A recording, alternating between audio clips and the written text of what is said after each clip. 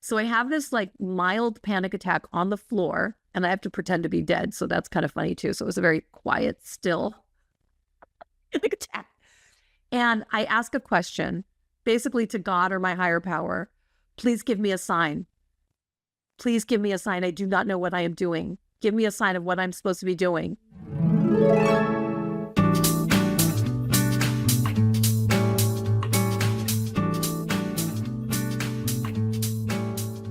Alexa Fischer, welcome to FEAR UNZIPPED. It's my delight and my honor to have you here. You know, I heard about you through Lee Harris's portal because I'm a portal member. You're a portal member, and I know our hearts. Love the right? portal. I love Lee. As do I.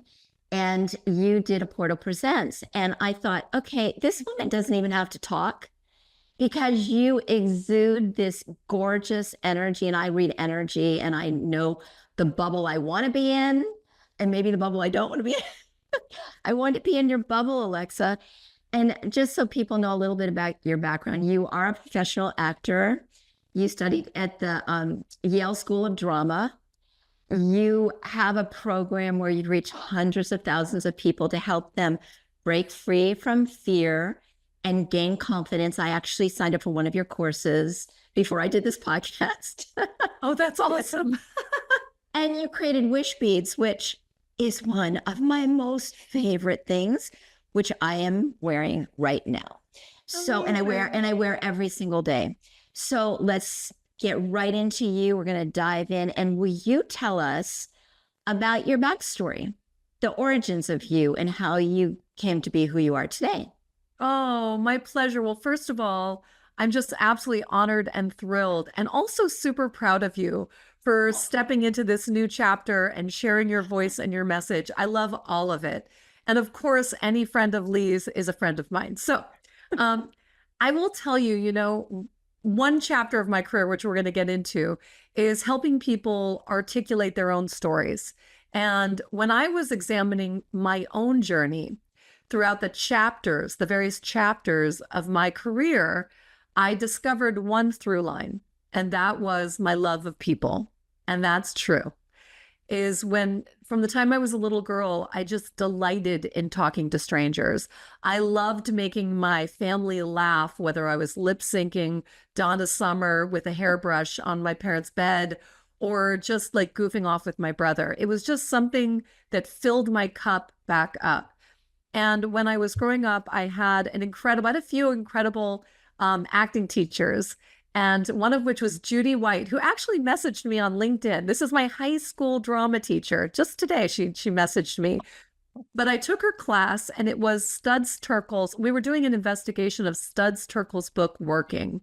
And in this class, it's so funny, I haven't thought about this in a long time, but in the class, we could pick any chapter, which was sort of an essay of a real person, and then imagine what it would be like to step in their shoes and then speak this text. And I remember I picked this guy, I think, who was a construction worker, which says a lot about me. But what I loved about it is that essentially it's almost a Buddhist principle of stepping into another person's shoes. So let's just put a pin in that. So cut to, I graduate high school. I go on to study acting at Northwestern University, had an incredible teacher there named Ann Woodworth, who really used acting as a vehicle for truly self-discovery, because great acting is about stepping into a character and saying, what do you want? What do you want? What does this character want? Then they faced obstacles. Maybe they have internal obstacles, external obstacles, and that just lit me up. And the way that my mind is, the way that I'm wired is, it was never just about the character. It was about learning about people and then being able to step inside of that and embody it. So I go from Northwestern, then I'm working professionally as an actress in Chicago. Then I ended up going to graduate school at Yale. And again, diving deep, learning about character, learning how to just put yourself out there. The volume of work that we did, it was like, you just go, go, go, which is literally the best entrepreneur school ever. Then when I graduate, I find myself auditioning for a play. I'm based in New York City, but I end up booking a play at the Mark Taper Forum, one of the premier stages in Los Angeles. And I end up meeting a lot of my agents out there. And so, of course, I quickly find myself on the sets of TV shows and shooting commercials, and I end up relocating to Los Angeles. But here's the thing. Suddenly I was living my wish, right? I was living my wish. I'd done all this work. I'm a Taurus, so I like to plot forward and do the work and show up. And the more that I was in the industry, I noticed that there was this comparison that would happen with people outside the industry. And I would watch people compare themselves to the airbrushed celebrities. And I knew very well that when you showed up in the makeup trailer at 6 o'clock in the morning, and the star of the TV show that I was on would show up as well, and she would sit in the chair next to me, she was literally unrecognizable. Literally unrecognizable to me until the team came on and helped her put on her makeup and did her hair. And then I was like, oh my God, I know exactly who that is. Unrecognizable. And I thought, no judgment on her per se, but what pained my heart was that people would put themselves down in comparison to basically an illusion. And how often do we do that? This was before social media. How often do we scroll Instagram and think, if only I could fill in the blank, if only I was fill in the blank. And it literally hurt my soul. And the more that I recognized this gap, and the more that I was in the industry and from the outside, it looked really good. Like I was checking all the boxes. I was on the shows. I was really making a living as an actress. I found that I wasn't in full integrity of what I wanted to do with my life. I wasn't sure, but I also felt like here's where it would show up. When I would meet people in LA socially, they would say, hey, Alexa, what do you do? And I would find myself squirming a little bit when I was like, I'm an actress. And I didn't like that feeling. There's nothing wrong with being a professional actress. And in fact, I worked with people who loved the industry and who loved being on set and who loved all of it. And I found myself just feeling a little bit in that knowing place where I wasn't totally fulfilled. And it felt a little bit for me that I was out of integrity. And I was also petrified because I'd worked really hard to get this thing that now I had that wasn't really as fulfilling as it could be. So it all came to a head one day on the TV show Bones, and I was playing a lawyer. I was a guest star on the episode. And we're about 15 hours into the shoot. We're filming in the LA Times building. And the floor was really dirty. And I know that because my character, something bad happened. And I'm laying on the floor of the filthy floor, 15 hours in with fake blood coming out of my mouth. And I'm waiting for the lights and I'm waiting for the sound and I'm waiting for the other actors. And I've never had a panic attack, but I literally had this like, oh my God, what am I doing? What am I doing with my life? Like, if this is it, I have gone astray. Like, because I just can't imagine that this is what I've worked so hard for. Because in the industry, when you're actually making film and television and whatnot, there is a tremendous amount of sitting around. If you're an actress, maybe I would have been a better director or producer because I would have been more engaged. But as a performer, not like the theater, but like in TV and film, I just felt like I was wasting my time. And that doesn't sit well with me. And I wasn't helping people. And I wasn't in service, which is really important to me. So I have this like mild panic attack on the floor and I have to pretend to be dead. So that's kind of funny too. So it was a very quiet, still panic attack. And I ask a question, basically to God or my higher power, please give me a sign. Please give me a sign. I do not know what I am doing. Give me a sign of what I'm supposed to be doing. And I wasn't reverential about it. I was a bit just like, but that's what happened. And 2 days later, because you have to ask people, you have to ask. Mm-hmm. 2 days later, I'm driving in my car, as one does in LA, and my girlfriend calls me up, and she's a makeup artist that I met on the Neosporin commercial. We hit it off. And she said, I've started a new business and I'm helping women up-level their look, their persona on stage. These are really influential, powerful women, and I need a media trainer, and I think you'd be perfect. And before I could literally think I was a full body yes. I was just full body yes. And that one yes opened up a door to the second chapter of my career. And it always starts with a deadline, because I said yes. This woman was flying in from Texas. She booked an entire day with me.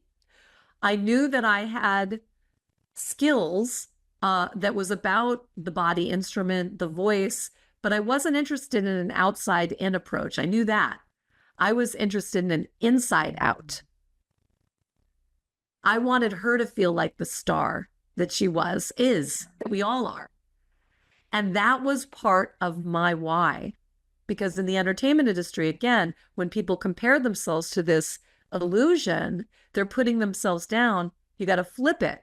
And we have to activate this energy and light that's inside of us. And that's that radiation. That's the authenticity. That's not about what you look like and how you move and what your voice is. You can adjust things to make it easier for people to receive your message. But essentially, when you connect to that energy, it's totally contagious. That's what people feel. Let's say what you said about a bright light. That's what people see. It's you light up a room. You light because your heart light is activated. And that can be taught. And that could be taught. And that began my second chapter. I started creating online courses. I put a video camera up in a room above my parents' garage. I started talking. And that one class, which still is being sold, is now to date, I'm almost hit about 250,000 students, which is bananas. I have to interject something here. So I relate so much to what you said. I wasn't an actor, but I had a PR firm, and many of my clients were in Hollywood, and I was on sets. So I'd fly from my hometown down to LA a lot. And I'd be on these sets, and I loved the people. I loved everybody on the sets, but I'd look at the most beautiful women and men I've ever seen in my life. I'm not kidding, Alexa. I would sit there, my jaw would drop and go, where are these humans from? Because this doesn't make sense. And they have full makeup, beautiful hair, beautiful. And I'm going, and I have to say, it did hit me in a way like, oh, well, I could never, ever look like that. I could never do what they're doing. And I'm also very in awe of actors, because actors that are good at their craft are magical, and they're channeling. I think they're channeling. Yeah. And so anyway, so I can relate to exactly what you said. And then the whole aging process and actors, and aging is a huge one, because I'm older now, much older. And I, deal with that. So your story really resonates. And can you go more into then what, because you are a person of wonder and awe and play and joy and all the things that we really need more of in this world, and that we put aside because we think, oh, well, they're not important. I have to get this done. And wishing, and I'm a believer. I believe in magic, and I believe in wishing. So can we kind of get into that a little bit? Absolutely. So yeah, let's dive in. Well, the second chapter, as I mentioned, was in and around confidence coaching, communication coaching. My signature class is called Radiate Confidence, How to Create a 1,000-Watt Presence. I created another masterclass called Speak with Confidence, because I also knew that you need to meet people, where they are. And, if someone's struggling with feeling shy or feeling less than when they're communicating their message, great. And I actually love teaching that, for sure. And this is the part where it's a little bit of a dance with the universe. It's a dance with the unseen. It's leaning in with curiosity, because I absolutely was not planning on creating a product like Wishbeads. It was not something that I efforted at all. And I have to really stress that enough. I know some people are going to listen to this and be like, oh my God, it's another download in the shower story. But hey, people, this is the truth. And this is how I got into the world of wishing. I had primed the experience. And what I mean is that when you prime the pump, you sort of put yourself in the position to be lucky. I'm going to interject. My grandfather taught me, and I don't think this was his necessarily originally, but my grandfather said that luck stood for labor under correct knowledge, meaning I don't know if that was his or maybe he got it. I don't know who to give it credit to. I should Google that. But what I loved about that was like, it's not random. If you just felt like, maybe I'll get lucky, you can't empower yourself. But when he planted that seed in my head, as labor under correct knowledge is, you put yourself in the position to be in the flow of luck. You prime the pump because you lean into life with an energy of curiosity versus criticism, versus skepticism, versus the world is against me. It is such a subtle energy shift, but this is the difference between people who sit in lack and fear, scarcity, judgment, tension, anxiety, versus learning, and I really mean this, learning how to reorient yourself in a place where you are ready to just lean in with curiosity. This is not being the smartest person in the room, the brightest light in the room, or anything. It's just opening yourself up to listening more, to looking people in the eye, to just looking at life with just a lens of wonder, because that's when things change. And if you develop this like a muscle, then suddenly you are moving about in life, and then you're catching the energy, the winks from the universe, the things that are, stopping you in your tracks or being like, oh, that's interesting. And you start to develop a relationship with yourself that you become your own truth teller. You become your own genie, which I'll get into later. And so two things that happened to me that primed the pump or put myself in the position to be lucky, which was I was traveling in the summer in Italy. My husband's family is Italian, and his parents were celebrating their 50th wedding anniversary. And the whole family flew to Lucca, and we're in Lucca wandering around. And there is an artisan who is making all kinds of things out of paper. Lucca is known for its paper, the history of paper making. And she had made these necklaces out of rolled fabric and paper, and it looked like it was shellacked or something. And it had so much energy for me. Like, I just was like, this is amazing. And I bought a bunch of them to give away as gifts. And I kept on wearing them and talking about them, so much so that my family was like, we know you like the necklaces. Like, we get it. But it had energy for me. If I even have them. I have them in display in my house, but it doesn't matter. Anyway, so that was the one thing. The second thing was, it was within the month of me returning home. I had the honor of leading a workshop for a group of women transitioning out of homelessness in a facility not far from where I live. And I led this workshop about the power of shifting your mindset. And I showed them energy muscle testing, and we had this beautiful gathering, and they were just amazing women, and we had this great evening together. But it was the two things that primed the pump, that put me in the position to be lucky, that the next morning I had a full-on crazy holographic download in the shower in which I saw and heard the name Wishbeads. And it was so like out of nowhereville that even my logical mind heard the name Wishbeads, and I saw the product, which I'll tell you in a moment. And my logical brain was like, the name Wishbeads is so obvious, like as a name, that I'm sure it's taken. And that, this is where my entrepreneur brain went, because I'd already built websites and products and things like digital products. And I said, but if it's not taken, if it's available and the trademark is available, that's a sign. Because universe would not have given me this idea if I wasn't supposed to do it, right? So that was my first question. That was my curiosity that moved me in the other direction. Now, in terms of what the actual physical thing was, it wasn't a ready-to-wear piece of jewelry, the first thing. What I had taught the women the night before was the idea of allowing yourself to imagine. Imagine a time when you felt safe. Imagine a time when you felt supported and uplifted and grounded. And we imagine this. We use the power of our just imagination. And I talked about writing it down. And so the first product was, and again, this wasn't logical. It all just kind of like was like, imagine if you could guide people to seeing a wish as if it's already come true, writing it down in detail, then rolling that paper up, gluing it, cutting it into paper beads, and wearing them on your body like a vision board you're wearing on your wrist. And this one's quite old, the first version of Wishbeads, where the red is my handwriting. And, I just incorporated some extra beads with it. And I saw this in an instant. And so you wrap them up and you craft them and you create them. And I was like dripping wet out of the shower, running to the computer to just be like, all right, universe, let's just go see. The URL was available and the trademark was available.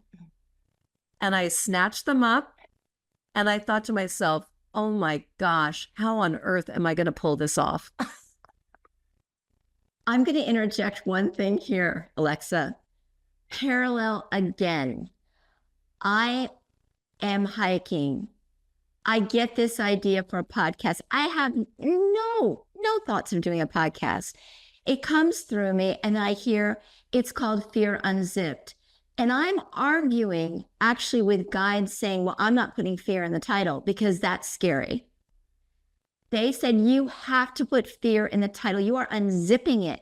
You're exposing it. And I'm having this discussion. I thought, is this? I don't know how to do a podcast.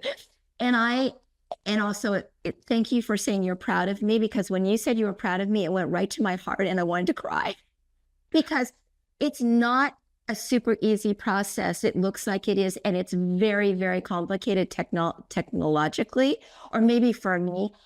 But I had the same thing and I had to do it. And they said, you do it. It's almost like build it and they will come kind of thing. Yeah.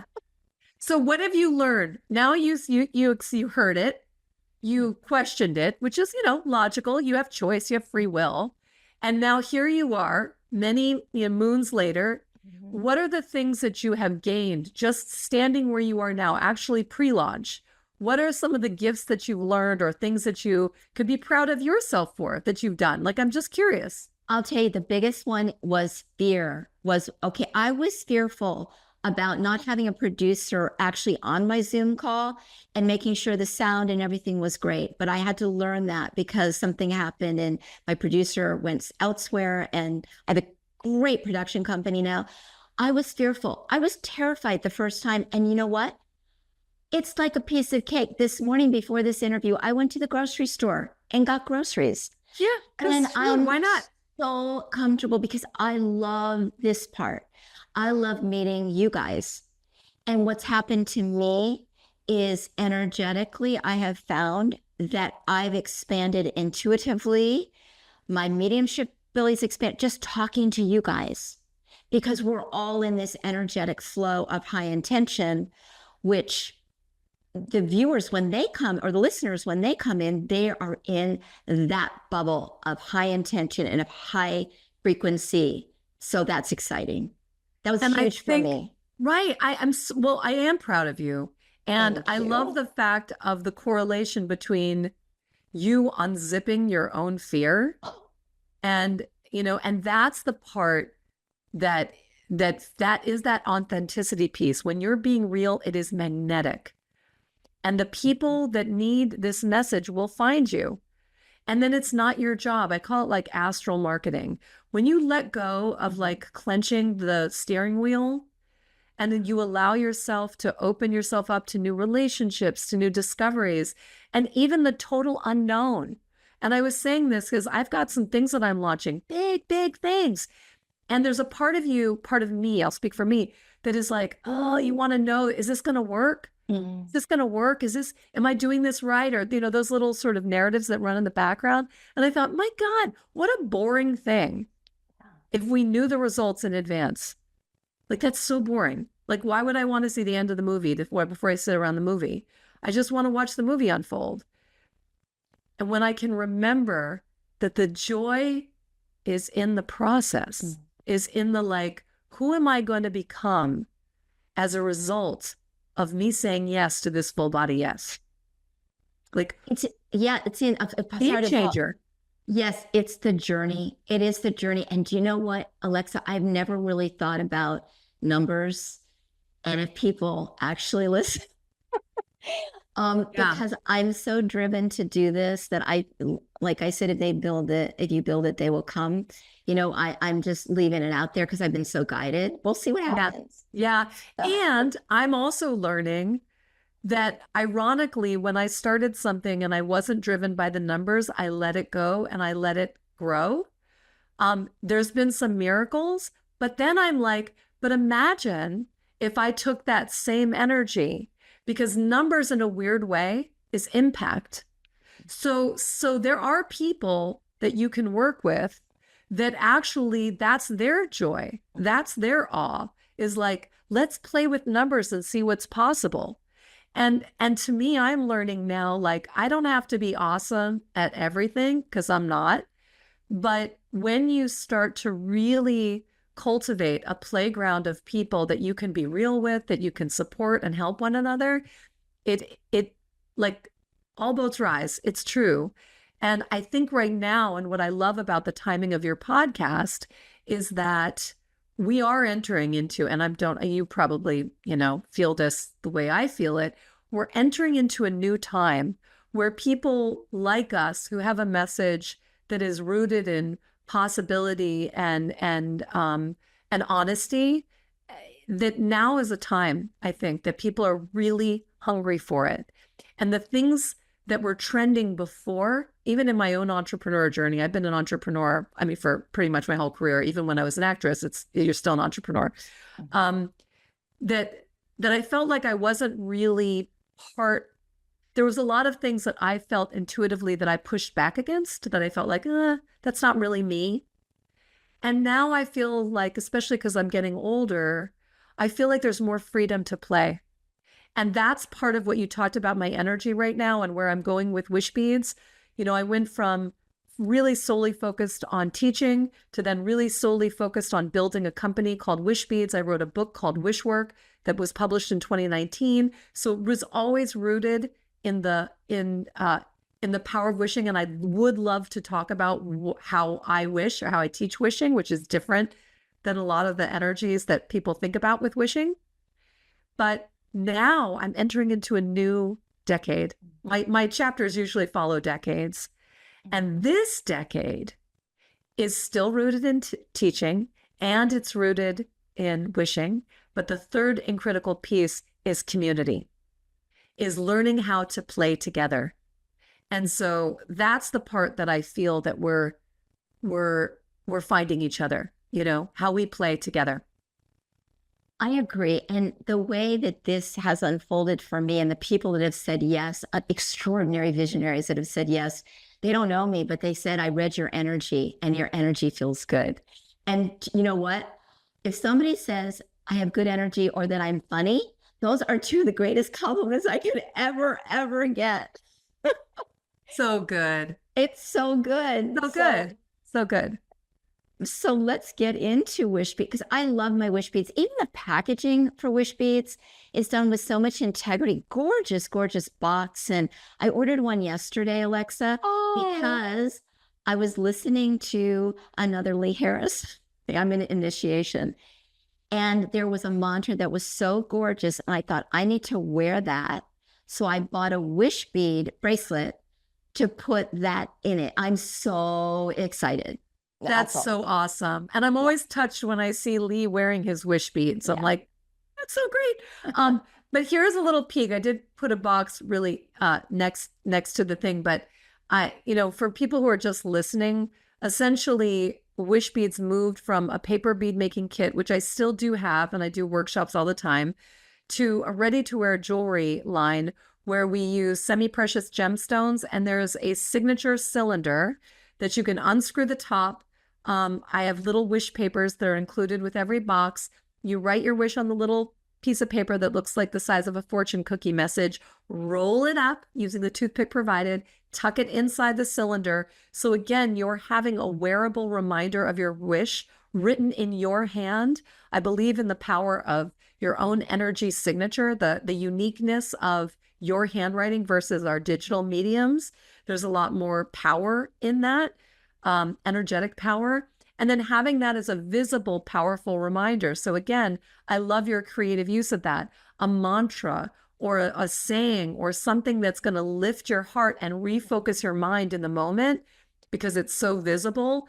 That's the part where you learn to become your best cheerleader, to keep yourself in curiosity and confidence and flow, so that we have some tools, because as a society, we are literally hardwired for doubt. We are hardwired for, let's say the phrase, what's the worst that could happen? How much more common is that than to hear someone say, what's the best that could happen? I've never heard anybody say that in conversation ever. And I'm surrounded by very positive people. But because our media is training us, the devices that we use every day really is predicated on fear, then we become convinced, because it's mind altering, that that's the world that we live in. Now, please don't get me wrong. There are incredibly alarming things happening in the world. There is very real pain. There is very real conflict. There are things that we need to use our voice to speak out against. Absolutely. But as an energy body, as someone moving about in the world, you are not helping the world if you are running around a basket case of fear and anxiety, because your energy body is actually holding the energy of that which we don't want. And it takes conscious effort and intention to see it, to be aware, to do what you need to do, then bring your body back into alignment, into love, into purpose, into things that lift you up. And then that becomes a beacon of hope and light for other people. And I don't know, I have 2 teenage sons. I'm married. It is that saying that, like, when mama's happy, everybody's happy. And it's true. There is a very intentional energy in our home, because there has to be a balance between the energy and intensity that we're feeling, because I intentionally want to bring more light and love and support to lift people's spirits, for sure. I want to interject something. So I just had this conversation with my family. We just said, when mom's happy, everybody's happy. And I have noticed that since I've been in this work, and I was very involved in neuroscience and metaphysics, since I rewired myself and my energy, it absolutely permeates the rest of the family. And when things are maybe a little dicey, I very consciously put out that energy. And people have asked me, with all the turmoil going on in the world, and there's a lot, what can I do? They say, what can I do?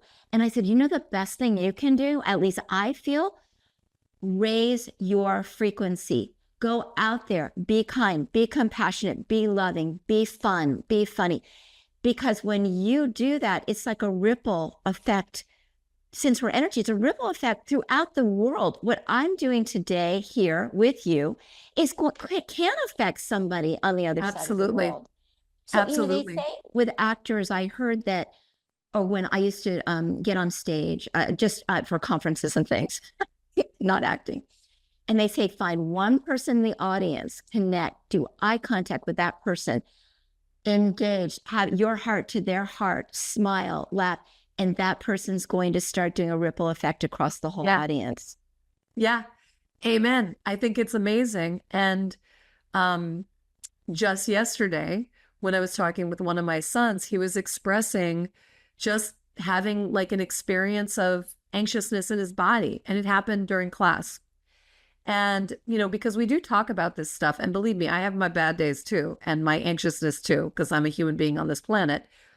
But one of the things that I reminded him was just some simple box breathing, which is that where you take a big, deep breath in, count of 4, big expanded belly, hold it for a count of 7, and then exhale on the count of 8.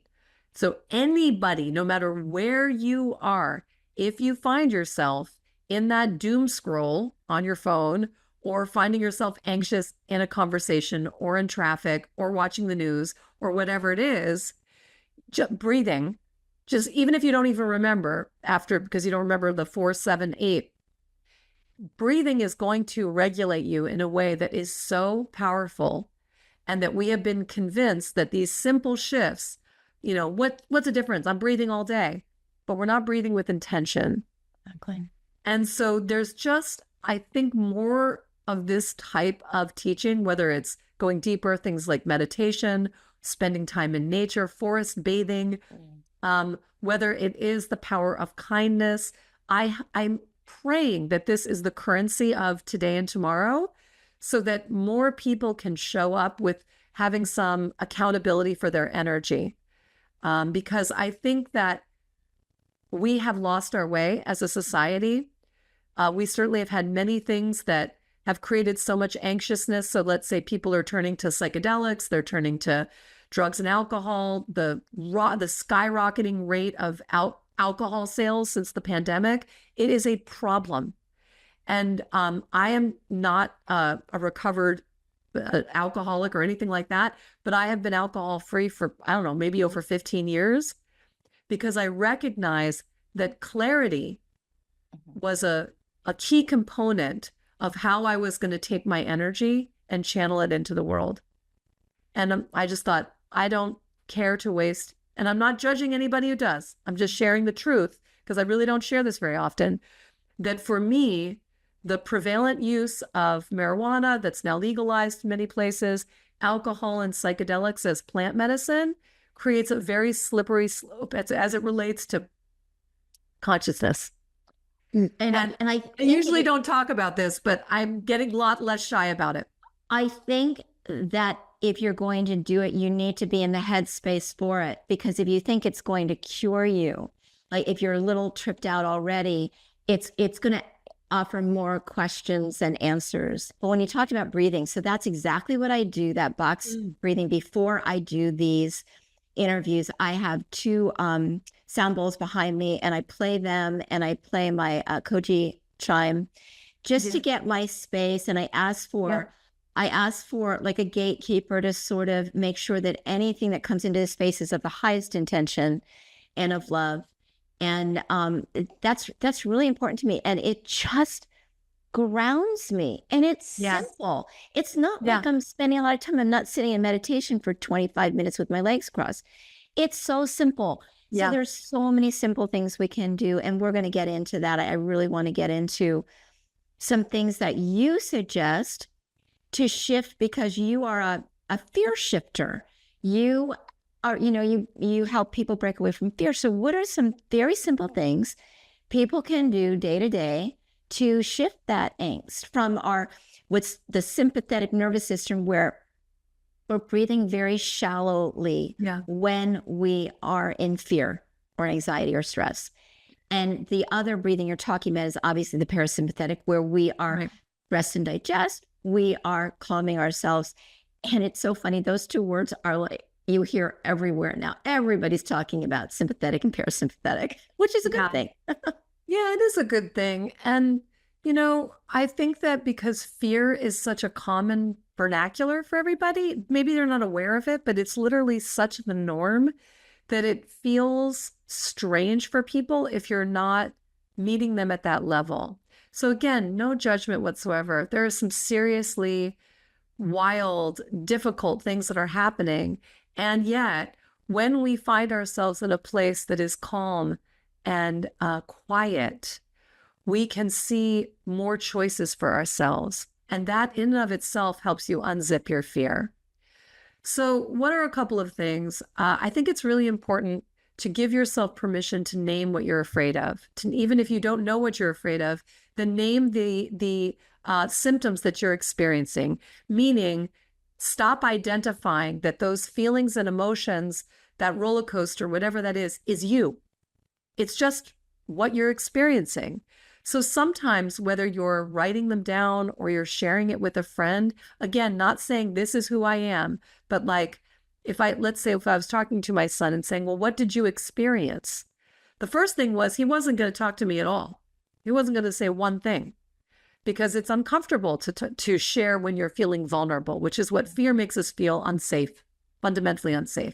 So you can be embarrassed. You don't want to share that with your friends, your family. But if you can find a trusted friend, then have the conversation. If you can't, then write it down. What am I feeling? Where does it live in my body? What feeling? What adjectives does it? Just get it out of identifying it, thinking this is who I am, and get it on paper. Then breathe. Once you see it, give yourself just space. And I think the best thing, in addition to breathing, is put yourself in nature. That we have completely taken for granted the fact that sunshine, earth under our feet, to get grounded just with the earth, like literally take your shoes off, go find some earth, put your feet in it, and breathe. Walking in trees, walking by water, taking a time to unplug and just be present. I'm taking a class right now with Eckhart Tolle, and one of the exercises is simply sit in a room and do nothing. No agenda. I think he said 2 minutes. And you think, so your logical brain's like, cool, that's so easy. Not as easy as you think.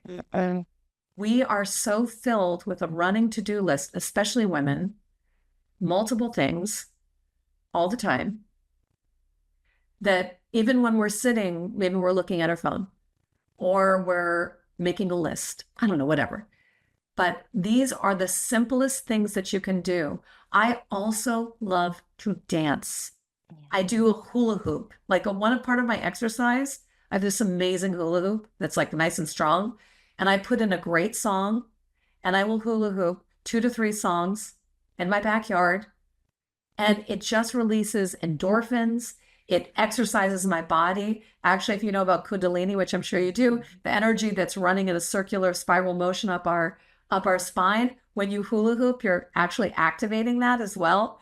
So these are the kind of simple tools that I really feel like anybody can do to bring yourself an awareness and some accountability to manage your own feelings and emotions.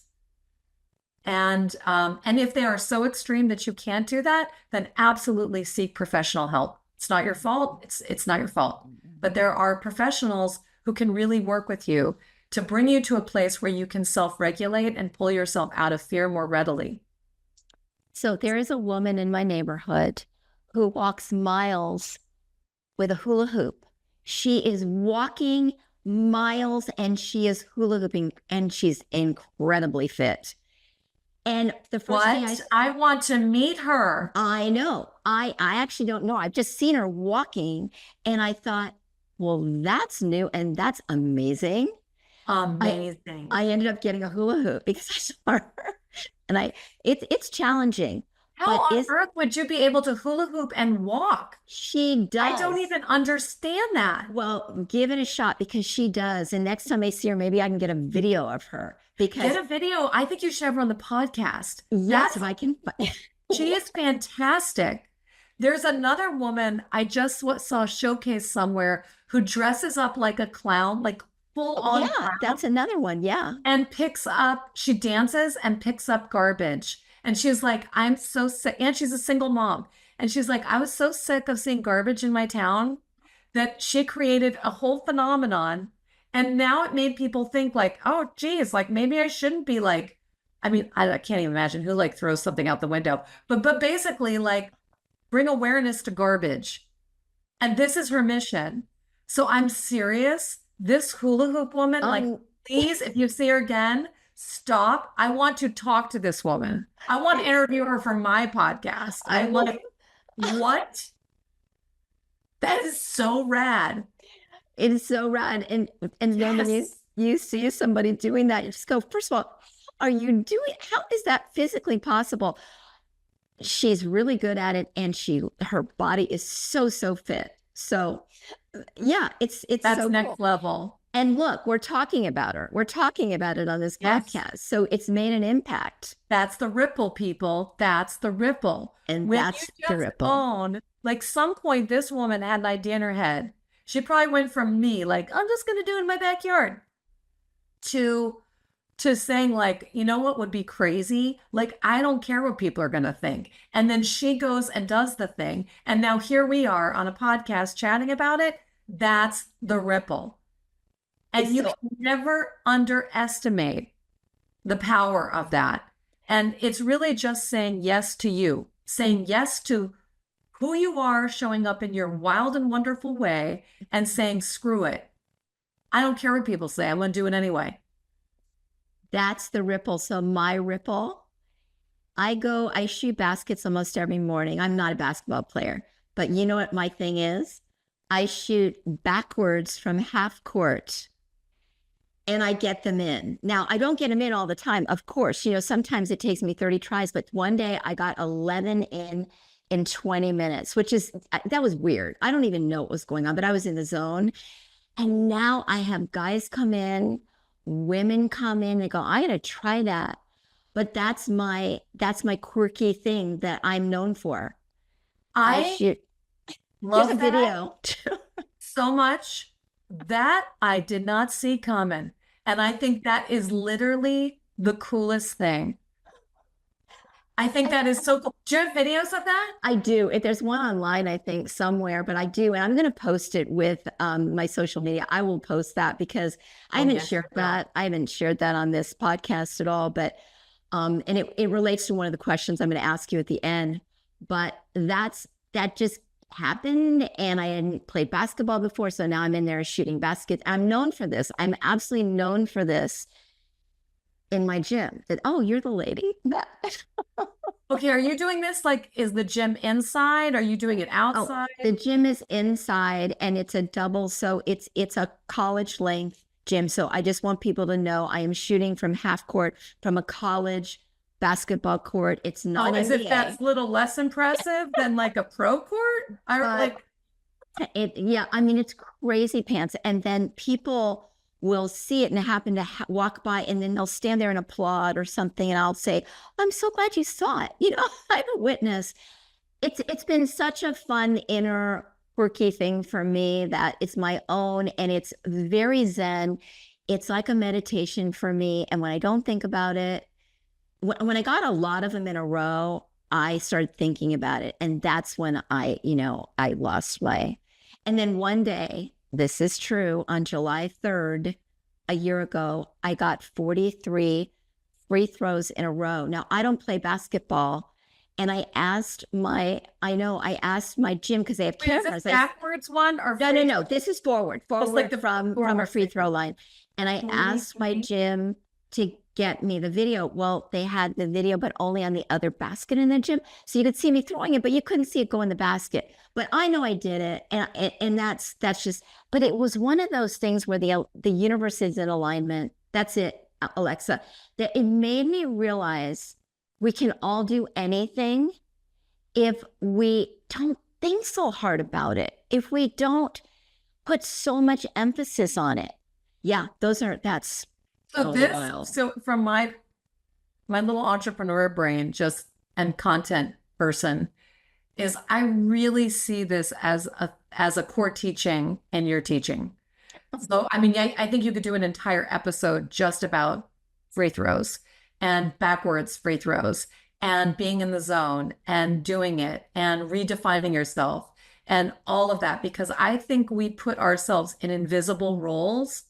And then as women kind of coming up in the world, the way like growing up, I was of the generation, I'm 52. I don't know how old you are, but growing up, much older. No, much older. Just telling you got like 43 free throws in a row. I'm not worried about your age, put it that way. You're like killing it. I love it. But essentially, my mom definitely taught me was like, you can do anything. You can do anything. You can do anything. But there was a subtext to that, which I'd like to clarify for future generations, which means that you don't have to do everything. And you don't have to do everything the way society is telling you to do it, because then you become like this box checker. And kind of like, I was far more frantic as a full-time business person, full-time mommy of 2 young boys. And I felt like I was like exhausted to the core of my cellular being. So I found that how we are modeling what's possible is a really interesting dance. And when we can add in that equation, finding our power through like freedom and play and not from pre-prescribed roles, everything changes. Now, admittedly, I am not in young children phase anymore. So there's a different kind of energy that it takes to parent now. But I have learned so much. I have found much more freedom as I get older. I actually love aging. I'm very grateful to age. And I find that the things that we can set ourselves free are the things that are bringing us joy. So I love the fact that like I would never see that coming from you. Just not because I'm judging it, just again, like I just didn't see that coming. And it's awesome. And so I would mind that if I were you for lots of good, fun things, you know, because it's super inspiring. It's so cool. I love that. I love that advice. And it's just my quirky thing that I do. And it brings me so much joy. I can't even tell you, and nobody has to know it. Nobody has to see it, but it brings me internally so much joy that I'm doing something that, you know, a lot of people probably don't do, but now more people are shooting backwards. You know, when you said preconceived notions, the first thing I thought of, I was told by outsiders that as you get older, you can't have long hair. You have to have short hair. Have you heard this before? I have. And yeah. I remember a gentleman saying this. So I was in my 50s, early 50s. There was a gentleman at a party. He said, your hair's really long, but you know, you really should that at your age. And I thought, a guy said that to you? Yes. And it was a group of women. It was the husband of somebody. And I thought, okay, that's weird. And I had to do everything in my power not to just swear, do whatever. And I thought, well, this hair, because I like long hair and I'm much older than you. And I like long hair and I'm going to have long hair as long as I want it. I thought, where the hell did that come from? Yeah. Yeah. And we still prescribe to that. A lot of people, and it's an unconscious thing that they will prescribe to. Let's get rid of that stuff, that nonsense. Yeah. So that's another one of those things for people looking at their fear or their story. What are the scripts that are running in the background that have been, you know, like you don't go dancing or you don't travel internationally alone or you don't, like, I'm not saying you have to do any of these things or like you don't shoot free throws or you don't whatever.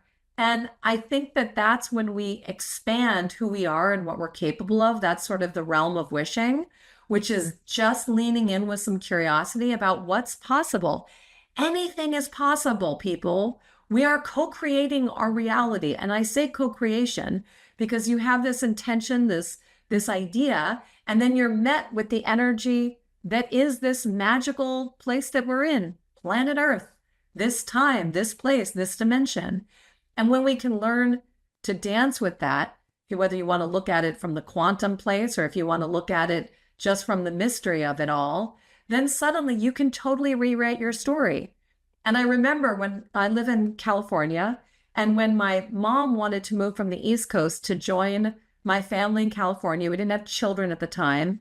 She told her friends that she was moving, and they were so threatened. Yeah. There was so much judgment. Why? Because she was rewriting their story. Mm-hmm. And then they sort of came at her with, well, what if Alexa decides to move? Then what will you do? Like all the fear narrative. And she was like, I don't know, I'll move or I'll not. But I want to move to California, not just because of her, because I'm ready for a change and blah, blah, blah. But I think that just illustrates how many times that even if we have a wish, whether it's to change a job, to move your house, to try a new hobby, to like hula hoop down the street, we have a wish, something that our heart is longing to experience. And then the fear narrative comes in. Yep. And then, like you're showing people to do, you have to unzip it a little bit. You have to poke behind the protection and say, well, what's going on here? Like, let's get undressed. Let's undress our fear and see what is really stopping us from believing that this is possible. Because anything is possible. Every idea, everything that we see that has been materialized started off as an idea or a wish or a whisper. And then someone just said yes and then took steps met with opportunity and luck and then it became material. And so I I think, and I just want to go back to your comment about talking about your free throws and your practice and how much it means to you. And even the language that you use, this quirky thing that I do, I would say that that actually is a superpower, meaning that the things that we find are quirky, that we've sort of been like, I know this is weird, but we have to recognize that it's those things that are our hidden treasures, because in the hidden treasure of it lies a gift, not just for you, not just as your practice, but as an invitation for others, whether it inspires them. So in a way, honoring it for the treasure that it is an act of selfless giving. It's not boasting, it's an act of selfless giving because you're inspiring other people.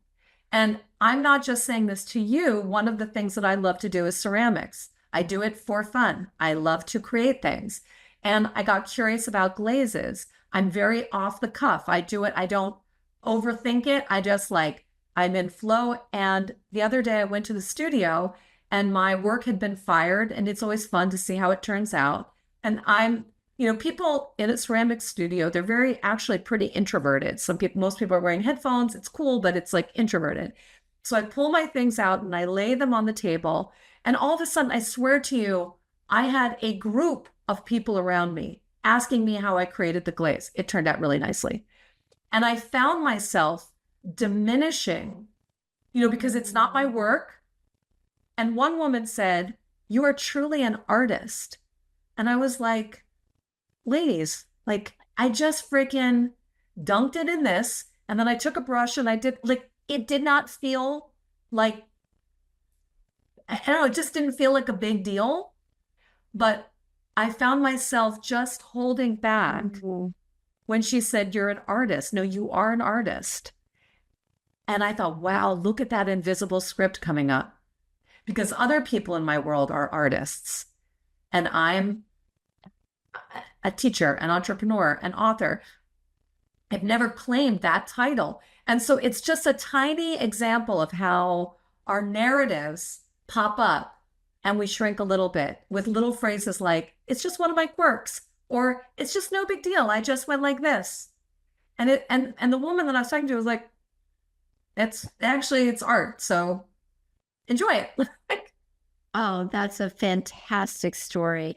And I do feel it's a bit of my superpower. It is. That's not a bit. really It is do. your superpower. Yeah. So, see, in the language. And the other thing, the words we say to ourselves are so important.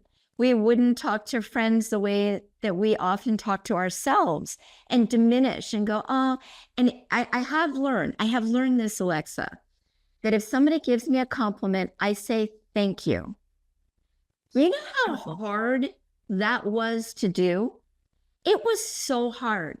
I once had a friend of mine who was a therapist, and he was talking to me one day. He said, "Sandi, just look in the mirror and say, 'I love you.'" I said, "Nope, can't do that. Can't do it." This was many years ago. This was about 20 years ago. Wow. Could not. It's so different. My life has shifted ever since I got into really neuroscience and metaphysics. A light switch went off. Things have shifted, but that was hard. And I think a lot of people are going to relate to say, I can say "I love you" to you, but to myself. Yeah. And that's the most important relationship that you have. Yes, absolutely. Yourself, because then you can be of service to others and you can be a better, but if you don't love yourself. Yeah. And you actually are people, you're just way more wonderful to be around, because that's the energy that people feel. It's an energy of love and compassion and fun and joy. And that is delicious. And people want to be around that. And so, whether it's your work or your family or friends or a stranger on the street, it is contagious. And we need that energy now more than ever. And so, where I stand and the work that I'm excited about now, it's really at the intersection of wishing and teaching, community building experiences, and walking people through very simple steps, meaning very doable steps, to start to activate that energy, to awaken curiosity, so that people do have the confidence to really ask themselves and connect with their hearts and say, what do I truly desire? What is my wish? And if you think about a wish as this absolutely universal gesture that we do over birthday candles, how profound is it that when we're presented with a birthday cake across cultures, more often than not, there is a single moment where we pause, close our eyes, connect with our hearts, think about what we desire, and blow out candles, take action. Now, my work is about taking this absolutely universal tradition and expanding it and scaffolding the magic of that process so that people could stay in that possibility. Because right now, I don't know why society did this, but after you blow out those candles, you don't think about it again. Then we've got fear narrative that steps in that says, watch what you wish for. You only get 3 wishes, or don't say your wish out loud, or all of these ways in which we cut our power. We block our magic. And my work now is centered around waking people up to the power of their own magic. And so it's not just through products, although it's an amazing product, but it's through teaching and experiences that are playful and fun and in community. And that way it becomes a way of life, so that wishing becomes a process by which people can get clear and get proactive and have fun in the process of the journey of it unfolding, which may end up being something better than what you originally wished for.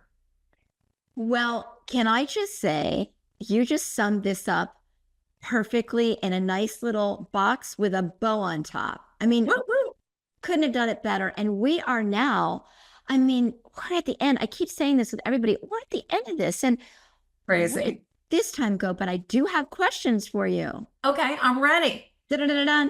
Okay. So is there something that you would do, but fear is holding you back? Is there something that I would do? Fear is holding me back. Yeah, sure. I'm going to go to a business thing, which is, it's funny. I just asked myself this question about where am I going to focus on next? And as someone who is a multi-passionate entrepreneur, I've always, been like, should I do this? Should I do this? Should I focus on this? And I think that there is something new for me is to really put something out there before I'm ready. And the fear would be, maybe it's a little shadow of old perfectionist thoughts or wanting it to look a certain way or whatever it is. But I'm ready to play in a different realm. And so just this morning, I was like, I'm tired of social media being a one-way street for me, like where I just talk and people, I don't know, like or share or do something that's actually kind of boring for me. What I'm really interested is probably going to create like a Facebook group with like nothing, no plan other than I want to see you and feel you and hear you. I want to actually be in service of you with no total plan of what this is for. So that I think there was some fear that was holding me back, that I would like waste some time. I don't know what I'm doing. I'm not sure what the end result is. And I'm like, now I really don't care. I want to play with people online. And the reason I ask that question is I think if we get it out, it starts vaporizing it. Oh, completely. Which is what we talked about earlier. Just exactly, like writing things down. Exactly. Yeah. Perfect. What is your number one go-to strategy to alleviate stress? Like if you're having a moment. Yeah. Meditation. Yeah. So I think Eckhart Tolle shared the very simple practice, which is sitting in presence quietly, nothing to do. Just give yourself time, intentional time to be quiet. Meditation is just, I've been practicing with a meditation teacher for over 20 years. And a simple meditation practice, and again, it doesn't have to be 20 minutes or an hour or 3 times a day or whatever, but it is creating intentional time to quiet and focus your mind. And I'm curious to know more about your background, really studying sort of brain things and, the neurological impact. But I think that we do not know the harm that cell phones, smartphones have created on our brains. And similar to when new industries came out and exploded on the scene, we just haven't done the work yet. But my concern is that it has trained our brains in such a way that the work that it takes to learn how to quiet your own mind is really something that would help us all. greatly. So that's my strategy. I meditate. That's very good. Okay, this is the question. Do you have a quirky habit, a superpower? Let's put that in there, or a hobby that interests you that people wouldn't expect? I did during the pandemic. I swam in the ocean at dawn. And I have a fear of the ocean ever since that movie Jaws came out a million years ago. And that was really freaking quirky. And it's so crazy. But the minute the pandemic, like things started opening up and my habits changed, I'm back to sort of being intimidated by like throwing that wetsuit on and going at dark. And I mean, we would swim, it would go from darkness to dawn. And it freaked me out. And I did it anyway. I think it was the pandemic. And I just was like, I will face fear. And then I haven't done it in a while. So that's kind of a fear thing that I'm dancing with. Because this morning when I was having coffee with my husband, we both actually commented. He'd be like, right now would be when we would be putting our wetsuit on and getting in the water in the dark. So that's something to unpack. That is really interesting for a future. That is really interesting that you did one of your most fearful things during an extremely fearful time in our world. Oh my gosh. That is really interesting. And it was awesome. It was awesome. Without a back to it. Love it. Maybe this will do it. What do you think our purpose on this planet is? I actually think that your purpose on the planet is to connect with your heart and see what your intention was, what you came here to do and experience. And that's really the seat of where your wish is. There's like a little blueprint that's in your heart. And when you have the courage to quiet your mind enough and to ask so deeply with your heart, the purity of your intentions, what is my wish, your intention, your purpose, or, your dharma, if you're familiar with that term. But that to me is when you can get into that space and have the courage to just explore it, you will leave this planet, which is the only guarantee that all of us have on the planet. The only thing that is going to happen to every one of us is that we will leave. You will have no regrets. No regrets.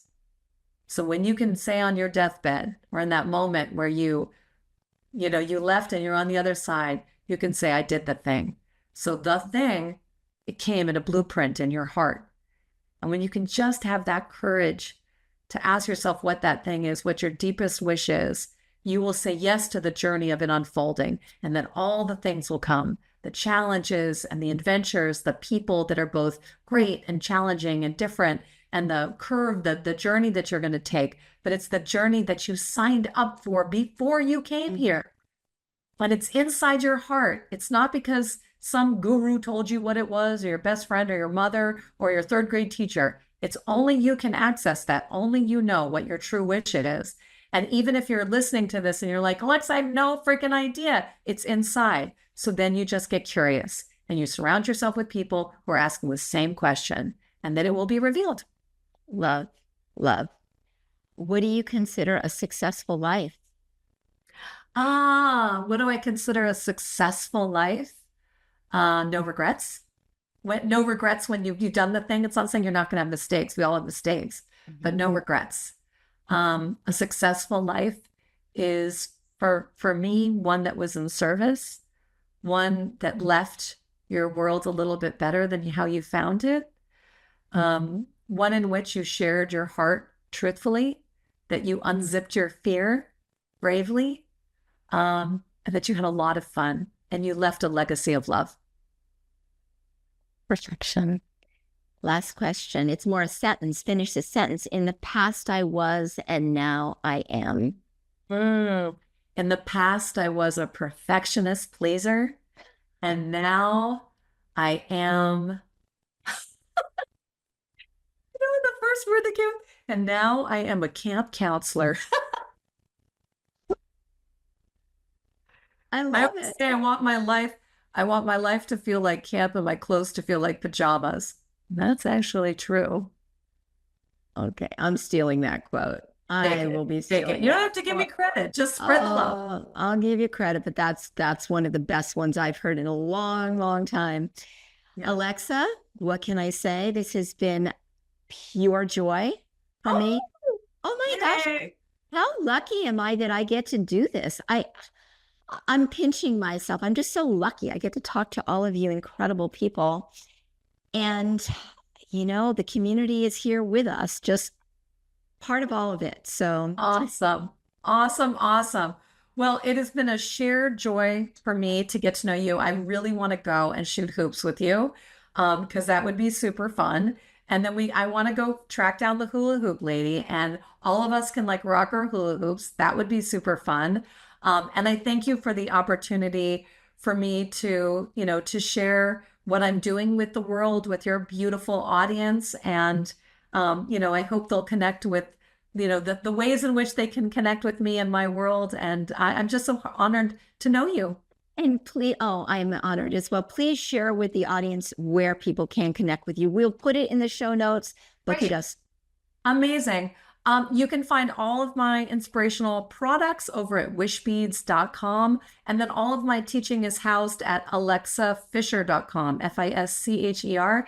And I have a new free program called You Are the Genie.